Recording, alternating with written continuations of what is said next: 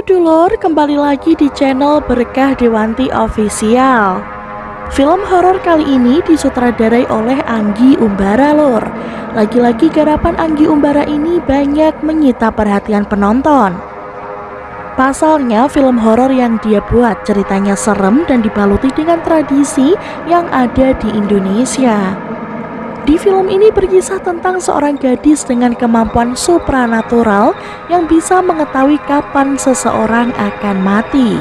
Ia sengaja menyembunyikan kemampuan itu dari orang terdekatnya, hingga kemampuan hebatnya itu memiliki hubungan dengan suatu desa yang terkena kutukan dari zaman dulu. Kutukan di desa ini tidak main-main lur, menyangkut dengan mahalnya beras dan gagalnya panen di daerah itu. Langsung aja ke cerita selengkapnya.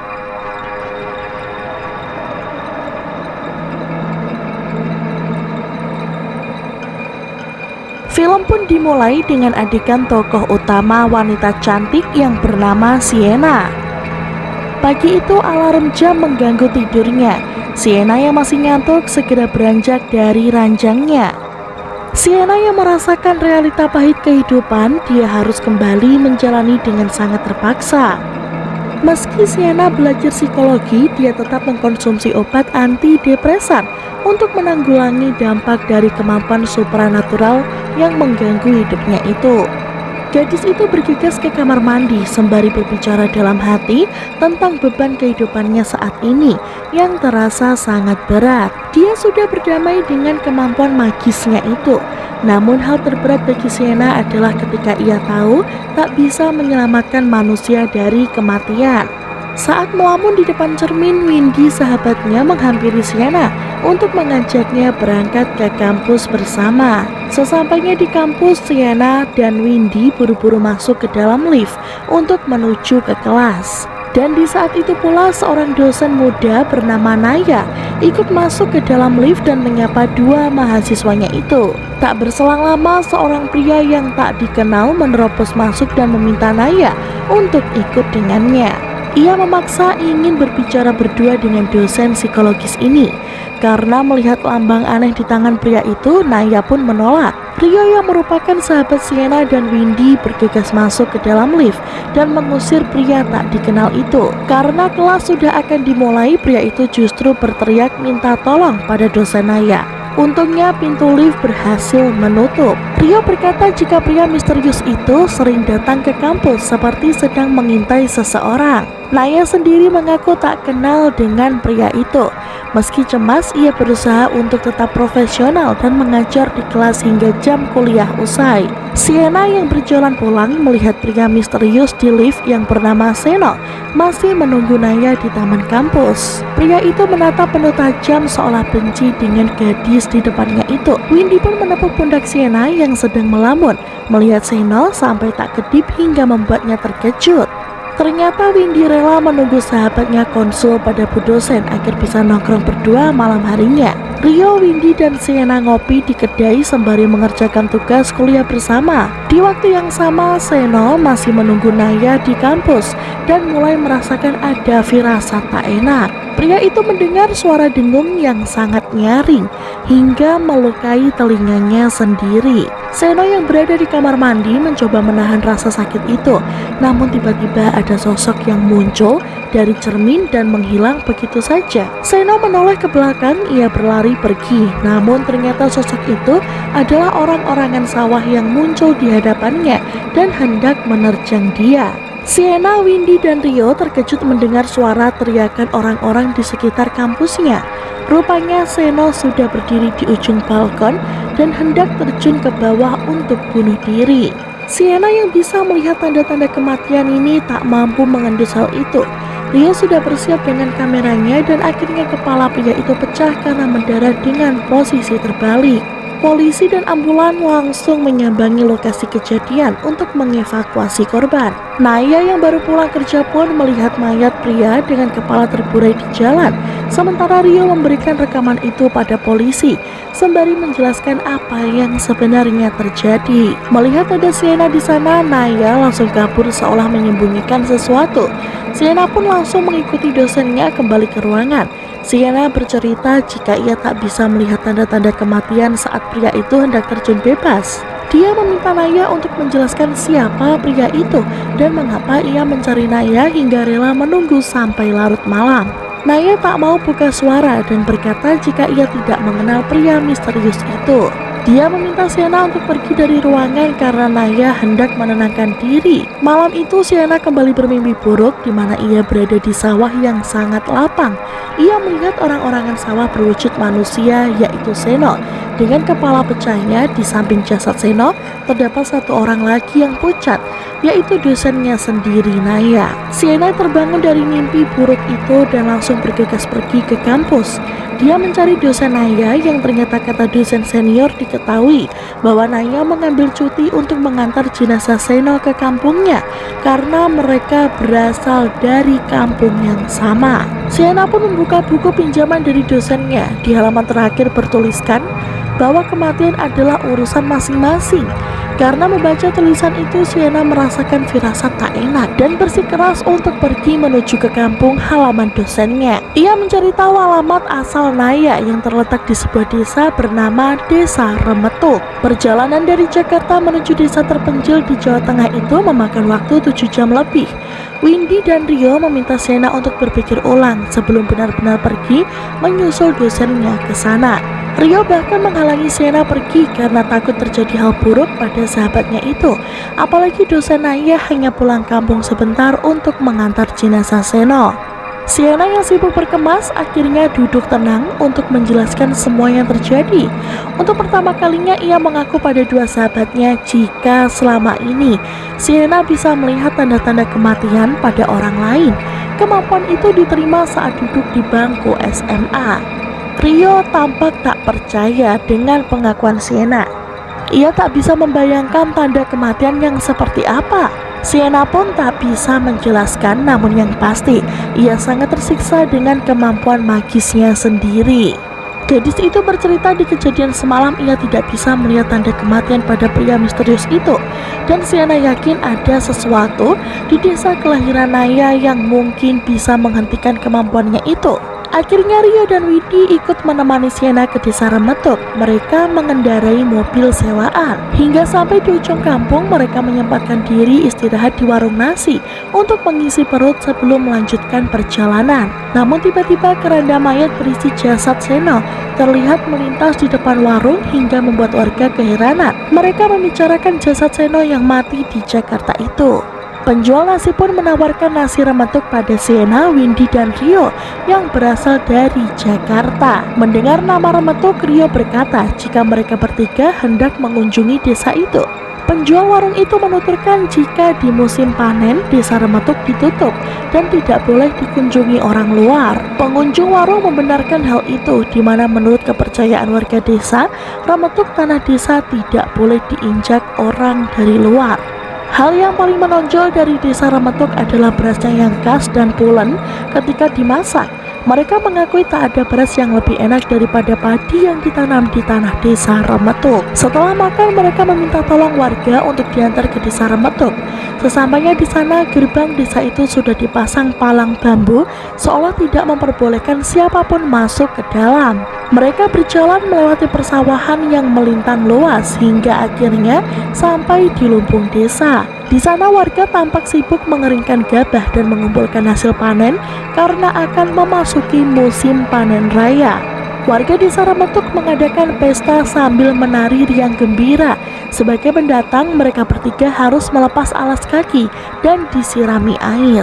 Naya pun melihat 3 mahasiswanya itu dan langsung menghampirinya. Naya mengenalkan 3 muridnya itu pada Laras, sahabatnya yang terlihat tak suka dengan kehadiran mereka. Laras menjelaskan jika desa Remetuk bukan desa wisata yang bisa dikunjungi sembarangan orang. Selama proses ritual panen raya, desa mereka tak boleh dimasuki orang asing dan jika ada yang masuk, mereka tak boleh keluar, apalagi sudah ikut ke dalam ritual itu. Naya pun menghentikan perkataan Laras dan mengajak 3 mahasiswanya itu untuk masuk ke dalam rumah. Naya membawa 3 muridnya itu untuk menuju ke rumahnya. Mereka berjalan melewati rumah warga hingga akhirnya sampai juga. Naya menjelaskan jika rumahnya ada 2 kamar kosong yang bisa dipakai untuk menginap. Windy dan Sienna menempati kamar depan sementara Rio di kamar belakang. Naya mengambil selebaran di atas meja sembari menjelaskan jika pihak fakultas memintanya untuk membawa jenazah Sienna ke kampung halaman. Naya diminta untuk membantu mengatasi masalah di desa Remetuk. Laras menyambung pembicaraan mereka dan berkata jika Naya pernah berjanji hendak membantu permasalahan desa dengan ilmu pengetahuan. Ternyata selebaran yang dibuat Naya adalah edukasi psikologis tentang maraknya kasus bunuh diri di desa Remetuk. Sienna percaya jika mereka bekerja sama-sama, semua masalah bisa teratasi dengan baik. Dan tak berselang lama Pak Rahmat datang ke rumah Naya sembari mempertanyakan siapa 3 muda-mudi yang datang ke desanya itu. Laras menasihati sang ayah untuk tidak tinggal diam dalam permasalahan kematian di desa mereka yang kian hari makin merebak luas. Sebagai kepala desa, Rahmat dituntut untuk bisa menyelesaikan permasalahan kematian itu. Dan sore harinya Naya bersama 3 mahasiswa menunggu di balai desa untuk membantu warga yang hendak konsul psikologis. Tapi mendadak warga di sana mengusir mereka karena balai desa hendak digunakan untuk acara makan malam bersama. Sienna pun langsung menata kursinya dan warga desa menganggap konsultasi hanya diperuntukkan bagi mereka yang kena gangguan. Mereka semua pun pergi untuk kembali ke rumah Naya. Tak lama setelah itu Laras mengundang mahasiswa untuk datang makan malam bersama. Di saat itu juga Windy mendengar dengung di telinganya yang sangat kencang hingga merasakan pusing. Laras pun memanggil Naya untuk keluar sebentar. Di waktu yang sama Windy mengambil sebilah pisau untuk makan melon di dapur. Anehnya ia tak langsung mengupas melon itu, namun justru bermain dengan pisau yang runcing dan tajam itu. Sienna bersama Rio langsung menyadarkan Windy dari lamunannya. Mereka berdua mengajak Windy untuk ikut makan malam, namun gadis itu menolak dan melenggang pergi masuk ke kamarnya. Naya sudah menunggu di depan pintu dan berjalan ke balai desa bersama 2 mahasiswa mereka. Karena heran melihat tingkah Windy yang aneh dan marah-marah sendiri, Rio bisa merasakan ada yang tak beres dengan desa Remetuk, termasuk orang-orang yang misterius. Sesampainya di balai desa, Pak Rahmat mempersilahkan semua warga yang hadir untuk makan bersama. Di waktu yang sama Windy menangis sedih karena ditinggalkan sendirian. Tiba-tiba Windy berlari ke balai desa hingga membuat Rio panik melihat tingkah sahabatnya itu. Rio berlari mengejar Windy yang ketakutan dan meninggalkan acara makan malam di balai desa begitu saja. Windy yang tersesat sendirian di tengah perkampungan desa dan dia pun diserang oleh sosok misterius yang berusaha menjerat lehernya. Sebelum tubuh wanita itu ditarik ke atas, Rio dan Sienna datang tepat waktu untuk menyelamatkan nyawa Windy. Anehnya mereka melihat Windy hendak menyakiti dirinya sendiri. Padahal di mata Windy ia sedang diserang oleh makhluk mengerikan. Laras menemui sang ayah dan ayahnya bertanya mengapa Naya dibiarkan pulang ke rumah. Tapi Laras percaya jika Naya bukan orang yang menyebabkan Abdu meninggal. Pak Rahmat mempertanyakan sikap Naya yang tiba-tiba pergi setelah kematian Abdu. Ia percaya bahwa Naya termasuk salah satu dari sebab kematian. Apalagi Naya berkata jika niatnya keluar dari desa adalah untuk membantu permasalahan warga. Rahmat kecewa karena Naya tak pernah kembali sama sekali. Laras mengakui keberanian Naya untuk mencari solusi daripada keluarga besarnya yang tak mau tahu dan menutup mata atas kasus kematian banyak orang di desanya. Saat itu juga Laras melempar gelas ayahnya karena menahan emosi. Saat dia membersihkan pecahan gelas itu, tiba-tiba makhluk mengerikan muncul. Anehnya makhluk itu hanya tampak bagian bawahnya saja. Laras pun berusaha menyelamatkan diri, namun ternyata Laras tampak disakiti oleh makhluk jerami mematikan yang menggores kening dengan kayu kering. Rahmat justru melihat putrinya itu sedang menyakiti dirinya sendiri dan berusaha menghentikannya.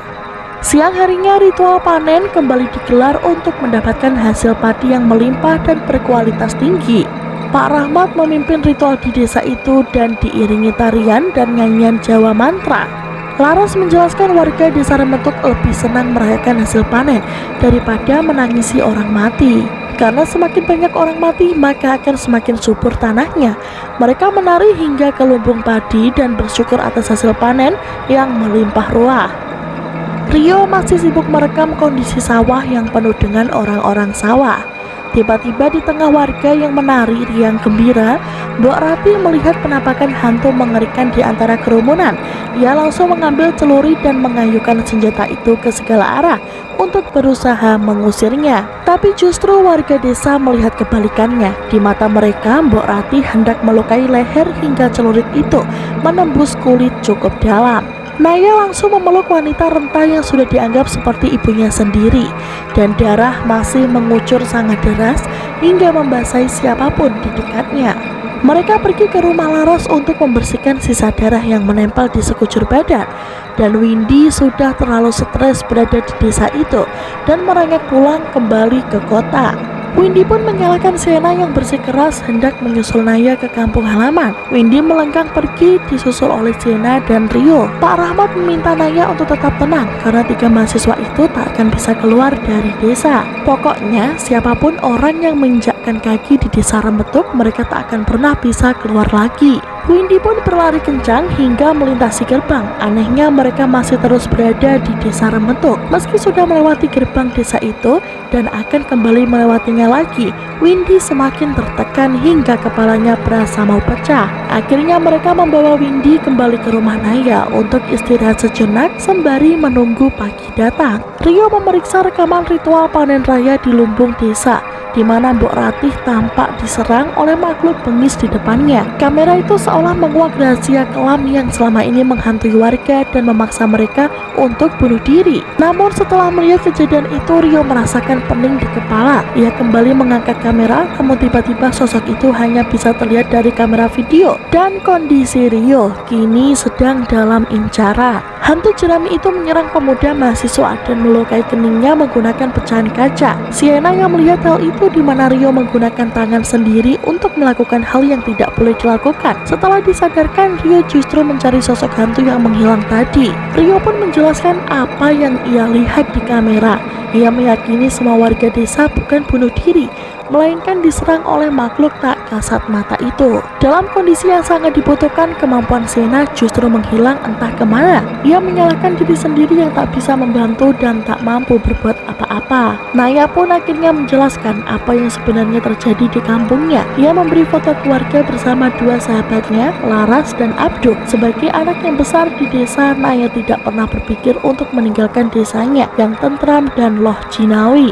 Ia bahkan hidup makmur dan sejahtera tanpa kekurangan suatu apapun. Meski begitu, kutukan tentang kematian selalu terasa berada dekat di sekitar mereka. Tak ada yang berani membicarakan hal itu karena dianggap membawa petaka. Hingga di suatu hari, Abdu mengakui perasaan cintanya pada Naya. Sebagai seorang remaja yang sedang kasmaran, Abdu selalu mendekati Naya yang membuat gadis itu risih dengannya. Naya yang mengaku tak bisa bersama Abdu karena sudah menganggapnya sebagai sahabat dekat. Setelah cintanya ditolak, Abdu memilih untuk mengakhiri hidup di lumbung padi. Naya pun menjadi satu-satunya orang yang disalahkan atas kematian itu. Mereka akhirnya menuduh Naya sudah melanggar pantangan hingga membuat anak Pak Kades mati kena kutukan. Naya menegaskan jika yang satu ini bukan karena kutukan, melainkan patah hati. Warga desa mengusir Naya dari kampungnya dan Naya pun merantau ke Jakarta untuk membuktikan bahwa dirinya tidak bersalah. Puluhan tahun berlalu, Naya akhirnya bisa menjadi dosen di Universitas Jakarta. Ia tak menyangka warga desa masih ingat padanya dan mengharap kepulangannya itu. Naya sendiri pernah melihat hantu wanita dan mendengar suara dengung di telinganya yang terasa menyakitkan. Dan inilah yang membuat yakin bahwa kematian bisa dihindari dengan memikirkan hal bahagia penuh pengharapan. Ia berharap warga di kampungnya bisa merasakan bahagia yang sesungguhnya, bukan kebahagiaan semu. Di balik rasa takut yang menyiksa di malam yang larut, Sienna terbangun melihat pria tua misterius menyiram seluruh desa menggunakan air suci. Ia mengikuti pria itu hingga ke rumahnya. Ternyata kakek itu bernama Rajiman. Ia bercerita saat masih kecil, Rajiman adalah sahabat dekat Rahmat yang sering bermain bersama. Kala itu ayah Rahmat adalah kepala desa yang disegani. Melihat tanah desa yang gersang dan kurang subur, ayah Rahmat membuat sebuah perjanjian di mana warga desa harus dikorbankan untuk membiarkan yang lain tetap hidup. Rajiman menunjukkan tanda di lengannya di mana hantu wanita itu selalu datang kepadanya. Hantu wanita itu adalah kutukan yang membujuk warga untuk mengakhiri hidup. Rajiman tahu jika Sienna bisa melihat hantu wanita itu karena sudah pernah merasakan mati. Ternyata Sienna pernah mati suri dan mendapat kemampuan magis setelahnya. Sienna tak tahu mengapa ia tak bisa melihat tanda orang mati semenjak tinggal di desa Rametuk. Kakek Rajiman pun menuturkan bahwa Sienna ketakutan dengan kematian itu sendiri, dan hal itulah yang membuat kemampuannya hilang tak berguna. Naya berusaha tidur dan memejamkan mata. Baru sekejap ia sudah terbangun di alam berbeda. Ia melihat beberapa jasad manusia di sana dan mendapat telepon misterius yang terus menyalahkan dirinya. Tak lama kemudian Sienna muncul di depan Naya sembari berkata kalau wanita itu adalah orang yang membunuh mereka semua dengan janji dan kebohongan. Naya berteriak histeris jika ia bukan pembunuh. Seketika itu Seno berubah menjadi sosok hantu wanita di mana Rahmat dan Laras berdiri di hadapannya. Naya masih mendengar suara orang-orang yang terus menyalahkan dirinya. Bahkan kedua orang tuanya pun ikut menyalahkan Naya. Sepulang dari rumah Rajiman, Sienna jatuh lemas melihat sosok dosennya meninggal dunia karena gantung diri. Pagi itu pemakaman dihelat di rumah Naya bersama para warga yang siap membantu. Jasad Naya dibawa ke kuburan sementara Sienna menangis sendirian di dalam kamar. Sienna membuka tasnya untuk meminum obat. Naasnya tak hanya satu, tapi puluhan pil ditelannya dalam sekali hap. Suara dengung pun kini lagi-lagi terdengar nyaring di telinganya. Sosok hantu wanita merangkak turun dari tembok rumah dan menghampiri Sienna. Hantu itu mencekoki Sienna dengan ratusan obat yang masih tersimpan dalam botol. Sienna berusaha menolak, namun tangannya justru mendukung hantu itu untuk menelan obat. Dalam kondisi sekarat, Sienna melalang buana ke dimensi masa lalu. Saat itu seorang wanita bernama Sekar dituduh warga sebagai anak pembawa kutukan. Sekar diseret menuju ke lumbung padi dan disiksa sampai mati. Kepala desa sengaja mengorbankan Sekar sebagai tumbal pertama dan darahnya digunakan untuk mengaliri persawahan. Tubuh Sekar yang membusuk dijadikan orang-orangan sawah untuk memberkati hasil panen raya nanti. Ibu Sekar yang tak terima dengan perlakuan warga yang sengaja menumbalkan putrinya, ia pun mulai mempraktikkan ilmu hitam untuk melancarkan kutukan kematian itu. Ibu Sekar bersumpah tanah Rametuk akan senantiasa subur selama warga mengorbankan nyawa anak turun mereka. Ia menginginkan semua tetua di sana merasakan sakitnya kehilangan anak dengan cara mati yang mengenaskan dengan menggunakan seluruh darah di tubuhnya. Ibu Sekar melancarkan kutukan di seluruh tanah desa Rametuk. Selama mereka masih menikmati hasil panen dari tanah Rametuk, maka kematian akan terus datang untuk menjemput. Ibu Sekar pun mati kehabisan darah dan sosok iblis wanita keluar dari jasad Ibu Sekar dan menyatu dengan jerami padi yang tersiram darah. Kini giliran Sienna yang mendapat serangan dan jadi sasaran. Rio dan Windy berusaha membangunkan Sienna, namun gadis itu tak mau bergerak. Di bawah wajah hantu mengerikan, Sienna terngiang dengan pengalaman manis ketika bertemu dua sahabat baiknya itu. Sienna ingat dengan nasihat Naya tentang mencegah kematian dengan selalu memikirkan hal bahagia. Ia berhasil menemukan kebahagiaan itu saat bersama Rio dan Windy. Akhirnya gadis itu kembali bangkit dari kematian dan memutahkan semua pil yang sudah tertelan. Malam harinya, Laras masih menjaga jasad Naya agar tidak dikorbankan seperti mayat lainnya. Ia tak rela jika sahabatnya terbaiknya itu menjadi tumbal kematian. Ia mendesak sang ayah untuk berhenti menumbalkan nyawa warga desa. Naasnya ritual tetap harus dijalankan. Rahmat akhirnya memimpin prosesi puncak ritual dengan tumbal jasad Naya. Mereka berkumpul di lumbung padi dengan tarian dan berbagai macam persembahan. Di waktu yang sama, Sienna menceritakan apa yang ia lihat saat sekarat. Windy tiba-tiba mendengar suara dengung di telinganya dan mengambil pisau di depannya. Gadis itu hendak menusuk namun digagalkan oleh Rio. Windy lari dari rumah untuk menuju ke lumbung desa. Saat Sienna hendak menyusul mereka namun kondisinya masih lemah, dia kembali dijadikan sasaran tumbal iblis jahanam itu. Pintu rumah Naya terkunci dengan sendirinya menghalangi Sienna yang hendak kabur keluar. Sosok hantu wanita itu kembali datang dan langsung menyerang Sienna yang masih lemah. Tubuh Sienna diseret dan dibawa naik ke atas tembok. Untungnya Sienna berhasil melawan dan melepaskan diri. Sosok hantu wanita itu masih bertengger di atas dan merangkak melewati plafon rumah. Tubuh Sienna kembali diangkat naik untuk dimakan jiwanya. Sementara itu Windy masih terus memberontak dan menggunakan senjata tajam untuk mengancam. Warga membantu Rio untuk menenangkan Windy, namun tiba-tiba mereka semua mendengar suara dengung kencang secara serentak. Sedangkan Sienna masih berusaha melawan dan berteriak jika ia tidak takut dengan hantu wanita iblis itu. Rajiman menunjuk ke arah Rahmat dan berkata bahwa semua hal buruk yang terjadi di desa disebabkan oleh keluarga Rahmat. Rajiman menegaskan pada Laras jika semua ini bisa dihentikan oleh Rahmat selaku kepala desa. Semua kutukan itu hanya Rahmat yang tahu bagaimana cara menghentikannya. Dan tiba-tiba Rio juga mendengar dengung yang dirasakan semua warga. Lagi-lagi sosok iblis wanita kembali datang dan menjerat leher Rio dengan tali tambang. Sienna berusaha menghentikan Rio dan memeluk tubuhnya. Ia mengaku mengungkapkan semua kenangan manis saat mereka bersama. Melihat semua kekacauan itu, Laras mengorbankan diri untuk jadi tumbal terakhir. Warga yang melihat hal itu langsung menyelamatkan Laras dan membawanya pergi. Rahmat langsung bersimpuh meminta maaf dan menghentikan semua prosesi ritual. Rahmat menegaskan untuk menghentikan kutukan itu, mereka membutuhkan satu tumbal terakhir dari nyawa manusia terbaik di desanya. Rahmat berpesan pada Laras untuk senantiasa menjaga diri. Pria itu hendak mengakhiri semuanya dan menguji diri di dalam lumbung desa. Ia pun langsung membakar semua hasil panen hingga akhirnya suara dengung di telinga warga mulai berhenti. Api yang membara tampak semakin hebat hingga lumbung desa luluh lantak diterjang si jago merah.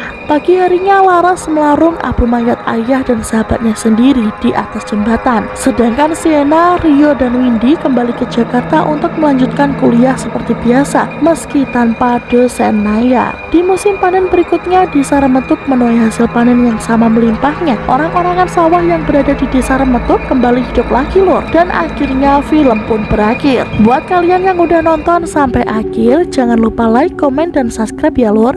Sampai bertemu di video selanjutnya. Terima kasih.